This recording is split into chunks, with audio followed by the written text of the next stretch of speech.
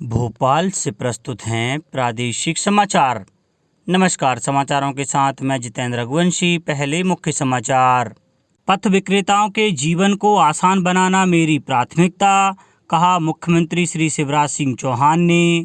चिकित्सा शिक्षा मंत्री श्री सारंग ने देखी हमीदिया की व्यवस्थाएं, घरेलू हिंसा से पीड़ित महिलाओं से भी मिले श्री सारंग। और भारत ने तीसरे वनडे में इंग्लैंड को 7 रन से हराया, सीरीज 2-1 से जीती। अब समाचार विस्तार से। मुख्यमंत्री श्री शिवराज सिंह चौहान ने कहा है कि प्रदेश में शहरी और ग्रामीण क्षेत्रों के पथ विक्रेताओं के जीवन को आसान बनाना मेरी प्राथमिकता में है। छोटा मोटा व्यवसाय करने वाले स्ट्रीट वेंडर्स की खुशहाली और उनके जीवन के आधार को मजबूत करने के लिए महत्वपूर्ण कदम उठाए गए हैं। प्रधानमंत्री स्वनिधि ऋण योजना का जिस गति से मध्य प्रदेश ने क्रियान्वयन सुनिश्चित किया है, उससे मध्य प्रदेश देश में अव्वल स्थान पर है। इसी कड़ी में ग्रामीण क्षेत्र के पथ व्यवसायियों के जीवन को आसान बनाने के लिए मध्य प्रदेश में मुख्यमंत्री ग्रामीण पथ विक्रेता योजना प्रारंभ की गई, जिसके अच्छे परिणाम प्राप्त हो रहे हैं। योजना में ग्रामीण क्षेत्रों के छोटे छोटे स्ट्रीट वेंडर्स को भी 10-10 हज़ार रुपये का ब्याज रहित ऋण उनके कार्य के उन्नयन के लिए दिलवाया गया है। क्रेडिट गारंटी राज्य शासन ने दी है, साथ ही ऋण प्रक्रिया को स्टाम्प ड्यूटी से भी मुक्त रखा गया है।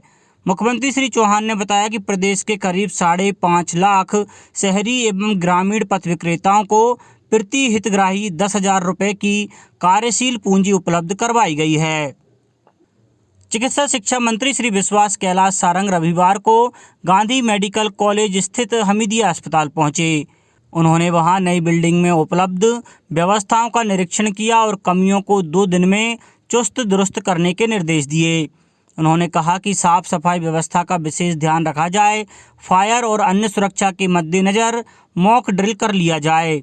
उन्होंने बिल्डिंग में एंट्री से लेकर लिफ्ट, लाइट आदि के संबंध में आवश्यक दिशा निर्देश संबंधितों के दिए।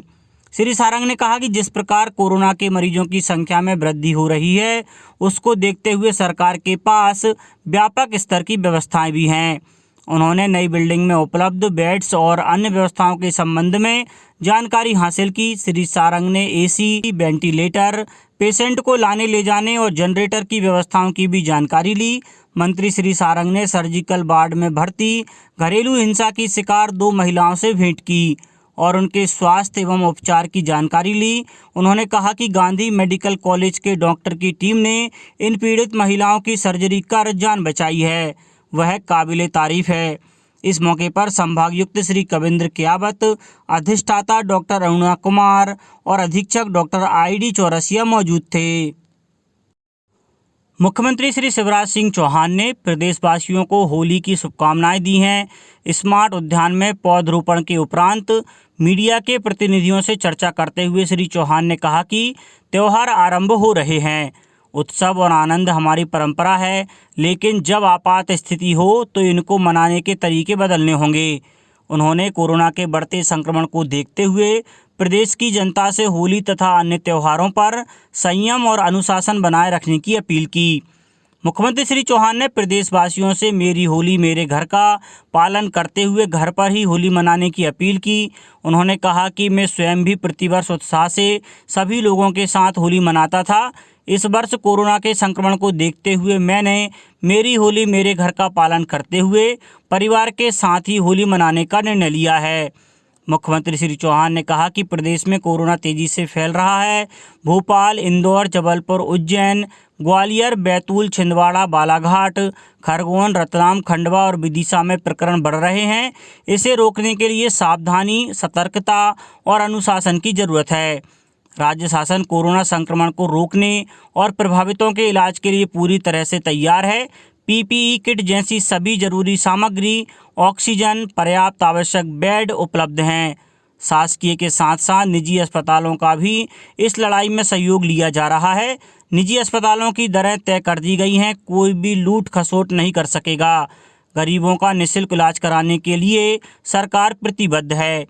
मुख्यमंत्री श्री चौहान ने धर्मगुरुओं, राजनीतिक दलों, सामाजिक संगठनों से अपील की है कि सभी कोरोना के विरुद्ध इस युद्ध में एकजुट होकर परिस्थितियों का सामना करें और यह संदेश दें कि कोरोना के विरुद्ध लड़ाई में हम सब एक हैं। मध्य प्रदेश शासन के लोक निर्माण विभाग ने जबलपुर शहर में केंद्रीय सड़क एवं अधोसंरचना निधि से निर्माणाधीन फ्लाई ओवर ब्रिज के निर्माण के लिए 161 करोड़ 43 लाख रुपए की प्रशासकीय स्वीकृति जारी की है। लोक निर्माण मंत्री श्री गोपाल भार्गव ने विभागीय अधिकारियों को निर्देश दिए हैं कि तकनीकी स्वीकृति के अनुसार निविदाएं आमंत्रित कर फ्लाईओवर का निर्माण कार्य प्रारंभ कराएं।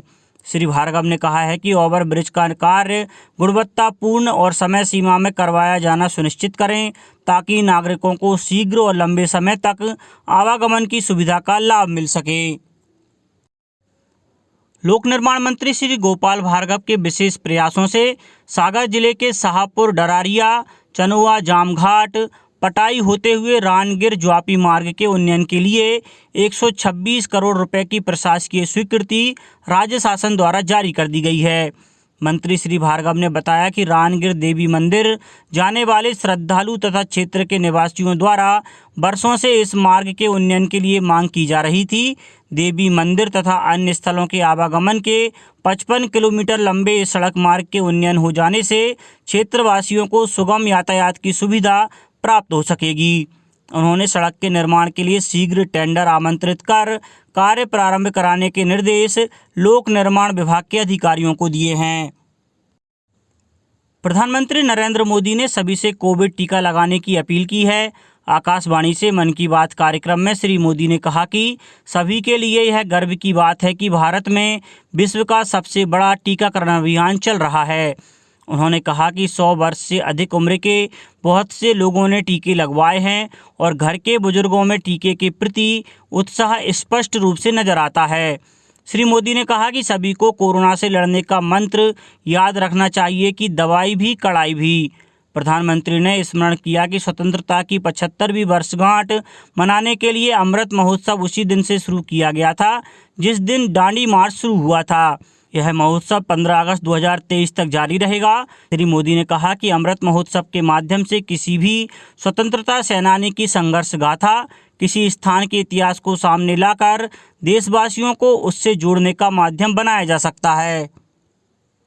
अब कुछ समाचार खेल जगत से। टीम इंडिया ने इंग्लैंड को तीसरे वनडे में 7 रन से हराकर फैंस को होली का गिफ्ट दिया है।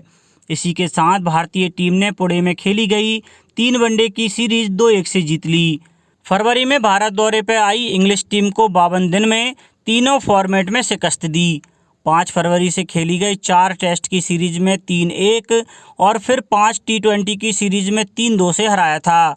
निर्णायक वनडे में टॉस हारकर पहले बल्लेबाजी करते हुए भारतीय टीम 48.2 ओवर में 329 रन के स्कोर पर ऑल आउट हो गई। जवाब में इंग्लिश टीम 9 विकेट गंवाकर 322 रन ही बना सकी। इंग्लैंड के लिए सैम करन ने 83 बॉल पर नाबाद 95 रन की पारी खेली। डेविड मलान ने 50 बॉल पर 50 रन बनाए। सैम करन की यह वनडे में पहली 50 रही। बल्लेबाजी के दौरान टीम इंडिया ने एक समय 157 रन पर 4 विकेट गंवा दिए थे। यहां से ऋषभ पंत और हार्दिक पांड्या ने टीम को संभाला। दोनों ने 5वें विकेट के लिए 73 बॉल पर 99 रन की पार्टनरशिप की। पंत ने 62 बॉल पर सबसे ज़्यादा 78 रन बनाए। उनके अलावा धवन ने 56 बॉल पर 67 रन और हार्दिक ने 44 बॉल पर 64 रन की पारी खेली। पंत के करियर की यह तीसरी, धवन की 32वीं और हार्दिक की 7वीं 50 रही। आखिर में शार्दुल ठाकुर ने 21 बॉल पर 30 रन बनाए। भारतीय पारी में कुल 11 छक्के लगे जिसमें पंत और हार्दिक ने 4-4 छक्के जड़े। शार्दुल ने 3 छक्के लगाए। अंत में मुख्य समाचार एक बार फिर।